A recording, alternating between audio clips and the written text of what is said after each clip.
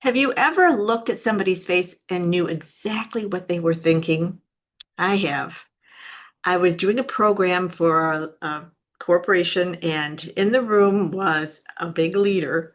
And while I was presenting, this leader looked completely disinterested, very unattentive, never paying attention, just looked uncomfortable. And the story I started telling myself was, oh, he's not enjoying this. And so here we have the facts. If I looked at the facts, what were the facts? He wasn't looking at me, he was looking down, and he had an expression that was not pleasant on his face. The story I told myself, he hates me. He does not like this program, and he probably won't have me back to talk to his team. With that story, the feeling I had was anxiousness.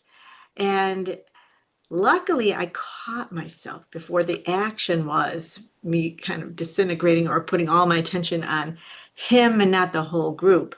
I caught myself with that feeling and I looked at the big picture. What is the big picture here for me? I'm here to perform a really positive program for the group. So I redirected myself and continued the presentation, but that feeling stayed there, that anxiety, right?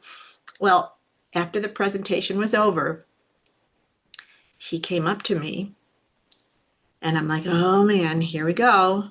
And he said, thank you. I really needed to hear this today. And he walked out.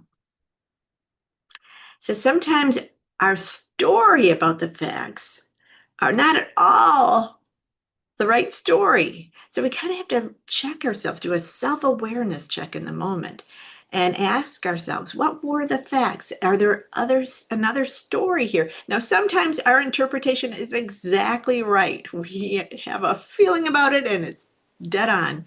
But if we don't check it out, well, it could be problematic. Your boss calls you into the office and you're thinking, oh, he's angry with me. And then he turns out he's not. And we put ourselves through that anxiety for no reason. Or a customer sounds annoyed on the phone and we think, ah, here we go again. And what happens is it changes the way we talk to people, our tone of voice, our approach to things. Taking a moment to just ask yourself, what's the big picture here? Can help reset in the moment. And this is not a linear thing. It doesn't always go facts, story, feelings, actions. Sometimes you're flipping all over the place.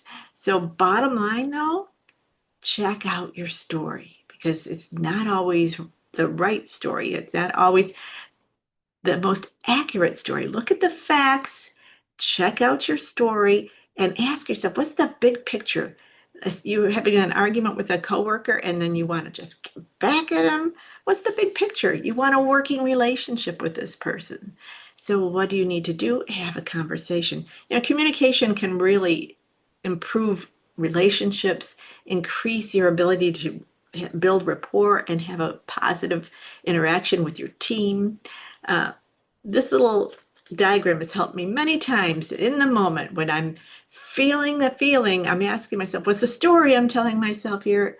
What are the facts? Well, what are the actions I'm about to do? Is that really going to get me what my big picture desire is in this situation?